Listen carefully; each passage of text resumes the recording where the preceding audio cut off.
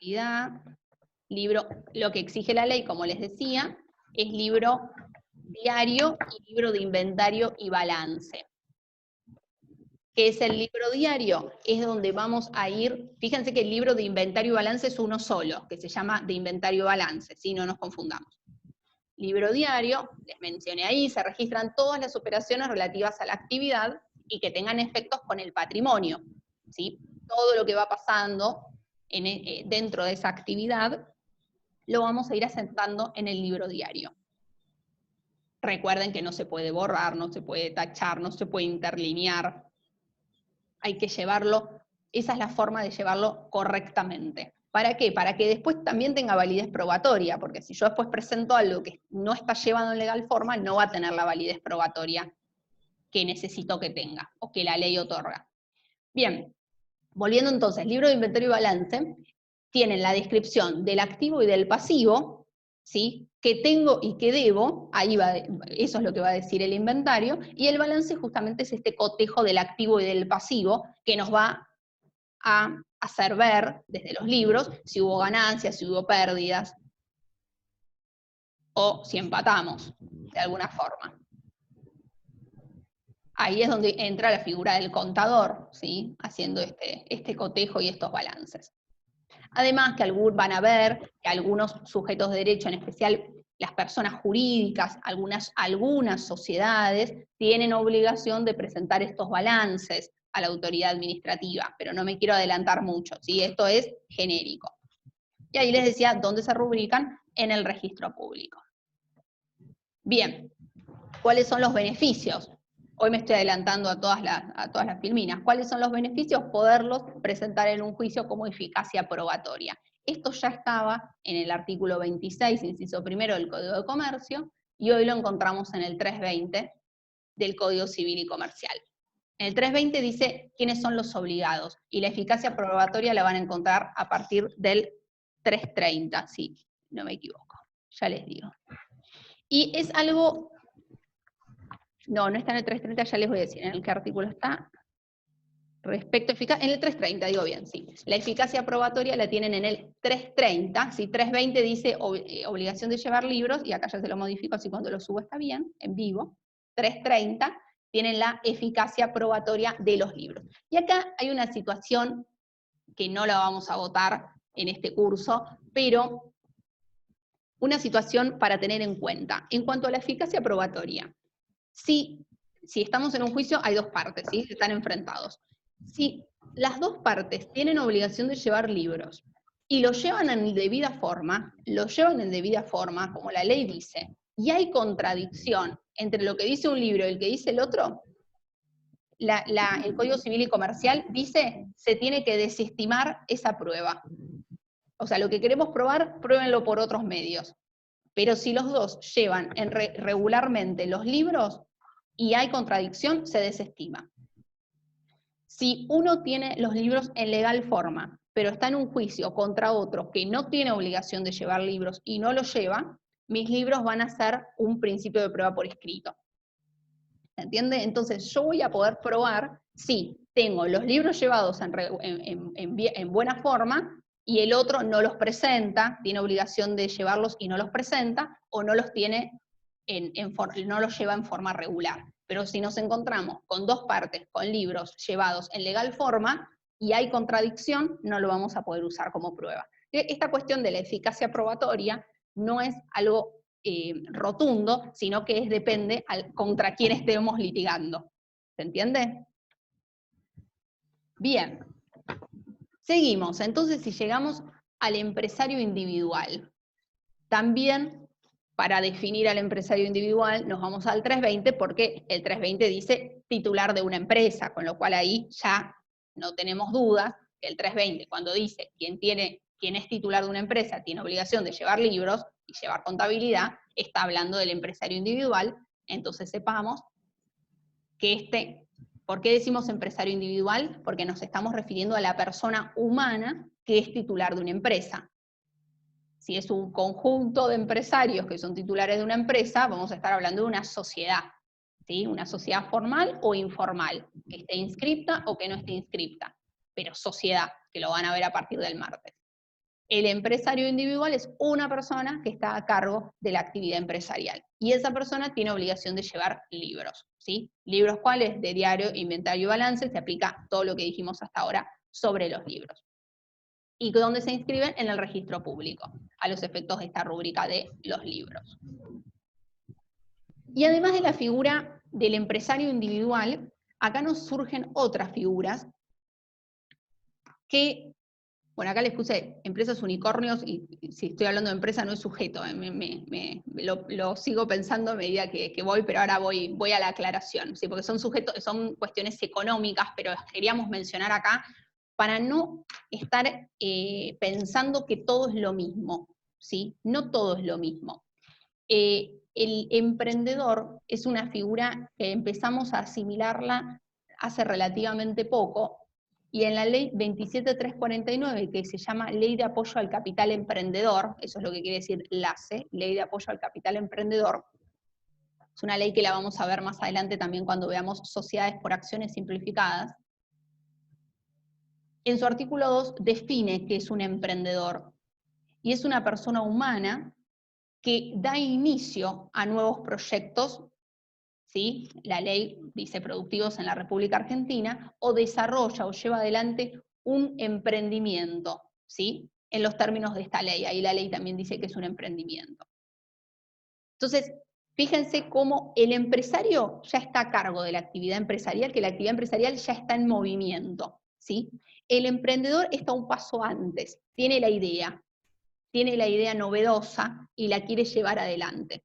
Esta ley surge justamente, como su título lo dice, Ley de Apoyo al Capital Emprendedor. ¿Qué hacemos con estas personas que tienen una idea, la quieren llevar adelante? Les damos herramientas para que lo hagan, ¿sí?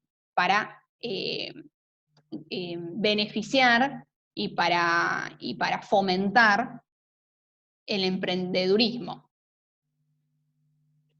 Y esto lo menciono acá porque después cuando vayamos a ver tipos societarios, vamos a ver que los tipos societarios están regulados por la Ley General de Sociedades, 19.550, y hay un tipo societario que está legislado en la Ley 27.349, que es el tipo societario de sociedades por acciones simplificadas. Y actualmente hay quienes critican este tipo de sociedades, y quienes las defendemos a ultranza, decimos esto, decimos no es lo mismo el comerciante, no es lo mismo el empresario, para quienes se legisló los tipos societarios de la Ley General de Sociedades, que el sujeto emprendedor, que tiene otras necesidades, y por eso en el 2017 se sancionó esta ley, una ley hecha en realidad por emprendedores, para emprendedores con diferentes necesidades. No siempre nos tenemos que parar frente a qué estamos, y no todo es lo mismo, ¿sí? Entonces, cuando veamos qué pasa con la SAS actualmente, vamos a hacer hincapié en esto. Pero bueno, la figura del emprendedor es el que tiene un nuevo proyecto productivo, que todavía no es empresario. Después, cuando esto lo lleve adelante, bueno, es posible que esto se transforme en una actividad empresarial y él sea ya un empresario, ya no un emprendedor, ¿sí? Porque ya está a cargo de esta actividad. Acá un paréntesis, les comento que lo deben haber visto, en el Classroom les puse una invitación, esto es invitación, no es obligatorio, a ver unas charlas que se hacen en vivo y quedan grabadas en el Instagram del Colegio de Abogados de San Isidro, donde todas estas cuestiones que estamos viendo acá en la materia, y se habla de otros temas también porque hay abogados laboralistas hablando de administración, de administrativo, de tributario, etc. Hay de todas las ramas del derecho, de civil. Pero ven hasta qué punto, o una forma de hasta qué punto se puede profundizar en cada uno de estos temas, y más aún, ¿sí? Estos son videos en vivo que se hicieron ahora por el aislamiento, pero bueno, pueden ingresar ahí al Instagram y los ven. Porque se habla también de uno de estos temas. Las startups, ¿sí? Hablaba el doc el otro día, la puesta en marcha. Fíjense que acá, vuelvo a decir, startup y empresas unicornio. Estamos en empresas, yo se lo puse acá en sujetos, pero para que recordemos, ¿sí? Para que recordemos que también existen las startups, que quienes las llevan adelante puede ser una persona física o una persona jurídica, y son esas empresas emergentes con un alto contenido tecnológico y con alta capacidad de crecimiento. Para que vayamos, esto es un término económico, lo vamos aprendiendo, ¿sí? Tomando para poderlo utilizar.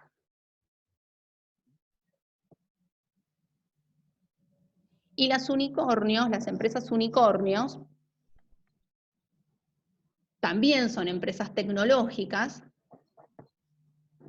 y el doc les había dicho que que pueden alcanzar un valor de $1.000 millones, una suma tremenda. Y ahí les menciono, Facebook fue la superunicornio, dicen quienes escriben sobre el tema, valuada en más de $100.000 millones. Empresas tecnológicas con también de un rápido crecimiento, que por supuesto son llevadas adelante por un sujeto de comercio que puede ser un empresario individual, un emprendedor, que es una startup, va a ser un emprendedor, porque es una empresa emergente, entonces ahí vamos a tener un emprendedor que ¿qué tiene? Y tiene una startup y la quiere llevar al mercado, ¿y cómo hace? ¿Lo hace emprendedor, sujeto de derecho él solo, o constituye una sociedad? Y la sociedad es la que lleva adelante la startup, ¿entienden? Y acá me preguntan, ¿no está mencionado en el...? No, esto que estoy diciendo no está mencionado en el libro del DOC. ¿Por qué? Porque la ley 27349 se sancionó en el 2017 y el libro se imprimió en el 2016. Así que, imposible. Después cuando vemos el tipo social SAS, les damos todo el material y por supuesto tienen la ley que es el material propiamente dicho. Y acá me preguntaban si Amazon es una empresa unicornio, tendría que saber cuánto se evalúa Amazon en el mercado. Ahí le dicen muy unicornio, así que estamos a lo que dice el compañero. Yo no lo sé, pero sí son startups desde ya, porque son empresas tecnológicas y habría que ver cuánto valen, pero creo que sí. Bien, bárbaro. Seguimos. Y llegamos a los agentes auxiliares del comercio. ¿Sí? Entonces hasta acá vimos. ¿Quiénes pueden llevar adelante el comercio a nivel unipersonal? Unipersonal no quiero decir porque nos vamos a sociedades. A título individual, el comerciante individual. Además, tenemos la figura ahora reconocida en el Código Civil y Comercial de la Nación del empresario individual. Y tenemos que también tener en cuenta que tenemos la figura del emprendedor. Todos estos sujetos van a llevar adelante, el emprendedor va a llevar adelante una startup si quiere, tenemos las empresas unicornios que las pueden llevar adelante sujetos en forma individual o en forma colectiva a través de una sociedad. Bien. Seguimos entonces. Los sujetos de comercio. Ahí les puse el cuadro de todos los sujetos y ahora los vamos a ir viendo. ¿Qué son? Se me fue.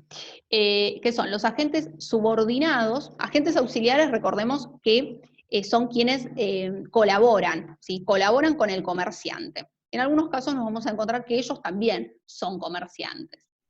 El agente auxiliar, que es el que colabora, puede ser subordinado o autónomo. El subordinado tiene una relación de dependencia laboral con el comerciante o con el titular de esa empresa. Esto lo vimos cuando vimos los sujetos, los elementos personales de la empresa. Subordinado interno, subordinado externo. Todos tienen una relación de dependencia laboral. Entre los subordinados internos mencionamos al factor, los dependientes, los empleados, los obreros, con esa aclaración que ya hicimos, que son todos dependientes laboral. Y si tenemos un subordinado externo, es decir, alguien que es empleado, pero que no está dentro del establecimiento del edificio trabajando con nosotros, sería un viajante de comercio. Y acá me hago una pregunta, se las traslado. Y esta se la pueden hacer a su profesor de laboral. Se dictó recientemente la ley de teletrabajo. ¿Está bien? Se dictó recientemente ley de teletrabajo, va a entrar en vigencia 90 días después de que termine el aislamiento social preventivo obligatorio. Por lo tanto, todavía no sabemos cuándo entra en vigencia. Digo, ¿y este empleado del teletrabajo subordinado externo o lo van a considerar subordinado interno, ¿sí? La ley tiene varias cuestiones que nosotros lo analizamos desde el punto del empresario, ¿sí? Porque hacemos derecho comercial. Bien, pero para que lo tengan mencionado como un signo de interrogación, la ley es nueva, todavía no entró en vigencia, son estas cuestiones que se van aplicando, bastante difícil de aplicación la ley, pero veremos. Bien, y los agentes autónomos, como les decía, son comerciantes y lo que tienen con el titular de la empresa es una relación contractual. Ojo con esto, porque acá si me escucha un profesor de laboral me va a decir, ojo, la relación laboral también es un contrato, porque hay un contrato de trabajo. Sí, lo sé y somos conscientes, pero acá yo les pongo para que ustedes se imaginen cuál es, en uno es relación de dependencia laboral, hay un contrato laboral, y acá es una relación contractual de otro tipo, ¿sí? Contratan entre iguales. En la relación laboral es un contrato entre desiguales, por eso hay tanta protección para el empleado, porque es quien se entiende que está en una desventaja frente al empleador, y por eso tantas normas protectorias, así como tantas normas protectoras del consumidor, porque frente al proveedor está en una situación de desventaja. Cuando estamos hablando de agentes autónomos y estamos hablando de relaciones contractuales, estamos hablando de relaciones contractuales que se llaman paritarias, entre iguales, ¿sí? Estamos contratando y estamos celebrando ese contrato y estamos negociando cómo va a seguir, cómo van a ser los términos y condiciones, por ejemplo. Bien, y colaboran con la explotación comercial como intermediarios o colaboradores, como les menciono ahí, les prestan servicios o llevan adelante una determinada actividad, vamos a decir así. ¿Cuáles son estos agentes autónomos? Los agentes subordinados los vimos, cuando vimos elementos personales de la empresa, vimos cada uno, con lo cual, por eso no los reitero ahora. Estos agentes autónomos son los corredores, los martilleros, barraqueros y administradores de casa de depósito, productor de seguro, despachante de aduana y agente de bolsa. Hay quienes dicen que hay otros, ahora vamos a ver también esos supuestos. Vamos a ir viendo cada uno de estos sujetos del comercio, que hoy lo que vamos a hacer es presentarlos, los presentamos en sociedad, decimos quiénes son, qué hacen, dónde están regulados, porque después cada una de estas situaciones las vamos a ver, o cuando veamos contratos, o cuando veamos derecho de seguros, o cuando veamos aduanero, o cuando veamos mercados, vamos a recordar a estos sujetos, y lo vamos a ver con una mayor profundidad. Siempre destacamos no toda la profundidad del caso. Sí, ¿quién me preguntaba? ¿Nadie? Bueno.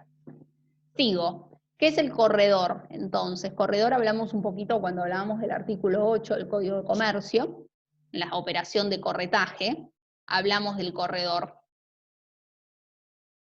Les puse ahí, estaba mencionado el artículo 8, que está derogada por la 26994. La ley 26994 es la ley que sanciona el Código Civil y Comercial de la Nación, ¿sí?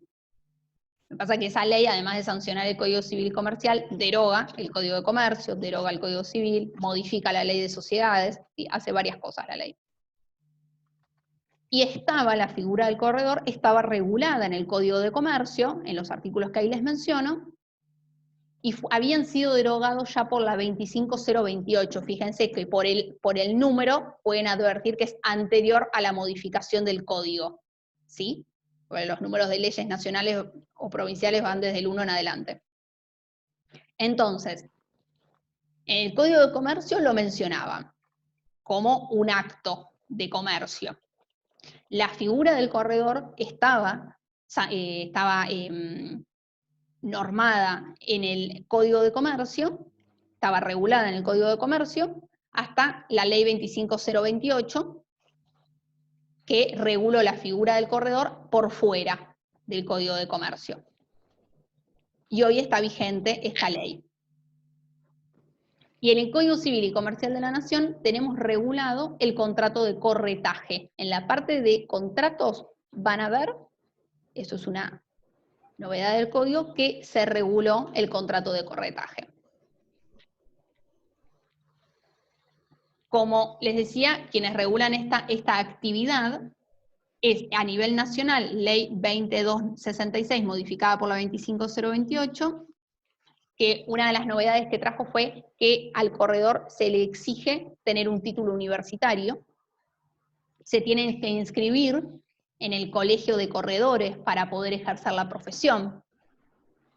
Y a nivel de provincia de Buenos Aires, sumado a la ley nacional, en la ley provincial que regula todo es cómo se organizan los colegios profesionales de corredores, es la 10973 con el decreto reglamentario que ahí les menciono. Fíjense que nosotros, abogados, nos recibimos, tramitamos el título, tenemos el título, pero para ejercer la profesión, para firmar escritos, nos exigen que nos matriculemos en el colegio de abogados respectivo. Me puedo matricular en el colegio de abogados de Capital, me puedo matricular en el colegio de abogados de San Isidro, en ambos, o en todas las provincias que yo quiera. Bien, los corredores también tienen una carrera universitaria, estaba mirando, son 2, 3 años de carrera, no está en todas las universidades todavía, en algunas sí, en otras no. Se hace conjunto con la carrera de martillero, que ahora vamos a ver como sujeto de comercio. Los colegios están regulados, los colegios de corredores, de martilleros, están regulados a nivel, en cada provincia se regula de una manera diferente. Y en la provincia de Buenos Aires se regula que hay un colegio de corredores y martilleros, es el mismo, por departamento judicial. No es lo mismo que decir partidos, ¿sí? Los partidos de la provincia de Buenos Aires están englobados en diferentes departamentos judiciales, que eso van a tener una actividad para averiguarlo. ¿Qué es el corredor? Porque vimos dónde está regulado, qué hay que hacer para ser corredor, pero ¿qué es el corredor? Bueno, esto lo vimos igualmente cuando vimos el artículo 8. Es quien intermedia entre la oferta y la demanda para llevar adelante un determinado negocio, que decimos negocio, pero jurídicamente va a ser un contrato. Y este corredor va a cobrar una comisión por esta intermediación. Y sí, lo que hay que tener en cuenta, ya lo ha dicho la jurisprudencia, que como la ley dice que el corredor tiene que estar matriculado, va a tener derecho a cobrar comisión quien esté matriculado. ¿Se entiende? Si estamos con un corredor que no está matriculado y después no le quieren cobrar la comisión, no le quieren pagar la comisión, no va a tener ahí forma de reclamarla, porque ya la jurisprudencia dijo que tiene que estar matriculado. Bien. Acá cuando me están hablando de acciones, nos vamos a la gente de comercio que ya lo vamos a ver, ¿sí? Ahora lo respondo. ¿Se entendió qué hace el corredor? ¿Qué es la figura del corredor? ¿Y cómo está regulada? No. Bien. El martillero. Okay. El martillero puede ser una persona humana o puede ser una persona jurídica también, ¿sí?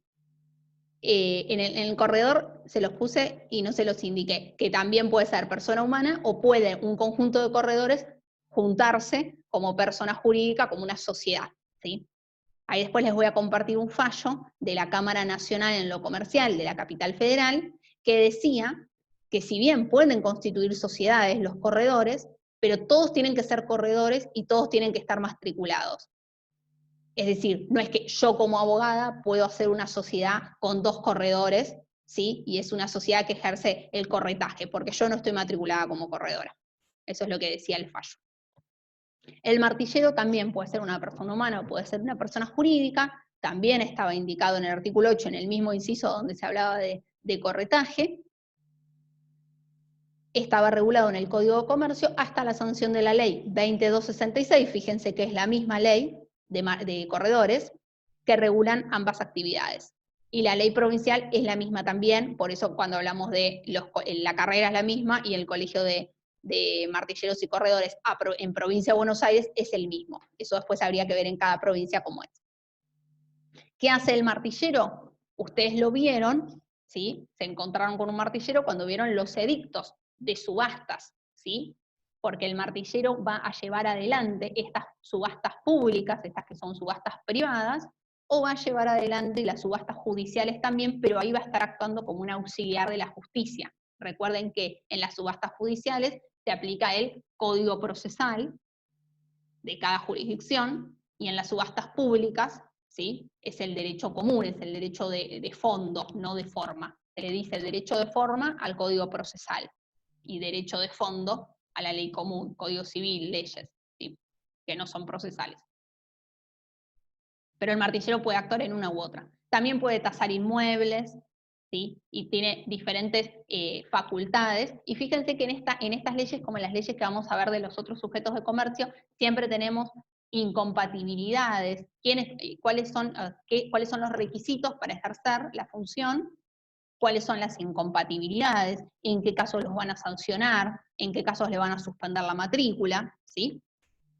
Eso lo dejo para que lo veamos en cada ley, porque no podemos verlo en todo por una cuestión de tiempo, ¿sí? Ahí tenemos entonces al otro sujeto de comercio, que es el martillero. Ahora vamos a los barraqueros y administradores de casa de depósito. Y acá tenemos que el depósito es un contrato por el medio del cual yo contrato con una persona y digo, tengo esta mercadería para dejarte en resguardo, vos me la cuidás por un tiempo determinado, yo después la voy a venir a buscar. Y por ese resguardo pago un precio. ¿Sí? Ese sería un contrato de depósito explicado muy sencillito. Quienes son propietarios, quienes son administradores de esta casa de depósito, se los clasifican en dos grupos. Quienes pueden emitir certificados y quienes no lo pueden emitir, quienes no están autorizados. El Poder Ejecutivo puede autorizar a los administradores de casa de depósito a emitir certificados o no los autorizan. Si no los autoriza, se aplican los artículos 1376 y 1377 del Código Civil y Comercial de la Nación, hoy vigentes, que habla de la responsabilidad que tienen esos administradores de casa de depósito de resguardar esta mercadería, estos bienes que le damos a depósito, y el 1377 que dice que tienen la obligación de permitir la inspección por parte del titular de esa mercadería. El titular conserva justamente la titularidad de esa mercadería, solo lo da a depósito, a resguardo. Y hay quienes están autorizados, como les digo, por el Poder Ejecutivo a emitir certificados.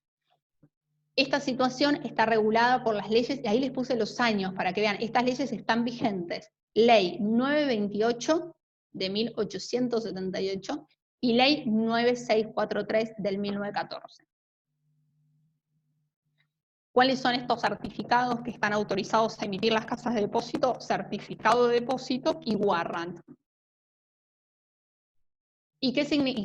Primero, ¿qué son títulos valores? Certificado de depósito y warrant son títulos valores. Los vamos a volver a ver cuando veamos la clase de títulos valores.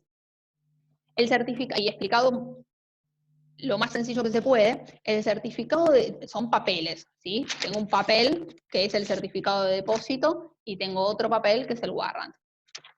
En el certificado de depósito se incorpora qué mercadería está a depósito y la característica de esta mercadería y quién es el titular. Entonces, el certificado de depósito acredita titularidad. Como se puede transmitir, quien tenga el certificado de depósito es el titular de esa mercadería. ¿Por qué? Porque se puede transmitir a través de una figura que se llama el endoso. Lo endoso y lo transmito. Entonces, quien lo tiene es el titular de la mercadería. El warrant es un certificado que sirve como título de garantía. Supónganse que yo estoy negociando, la veo acá en cámara a María Pilar, yo estoy negociando con María Pilar y ella me va a prestar dinero. Me dice, bueno, pero vos ¿cómo me lo vas a devolver? Bueno, yo te lo devuelvo en tantas cosas. Bueno, ¿tenés una garantía? Sí, yo tengo esta mercadería depositada en tal lugar. Bueno, pero bueno, yo te doy este warrant. Este warrant quiere decir, ¿sí? Este certificado de warrant quiere decir que si yo cuando te tengo que pagar no te pago, vos vas a la casa de depósito, presentás el warrant y esa mercadería, ¿qué van a hacer? Se va a subastar, pública subasta, y entra ahí la figura del martillero, ¿sí? Se subasta y del producido te cobras. Esa es una garantía.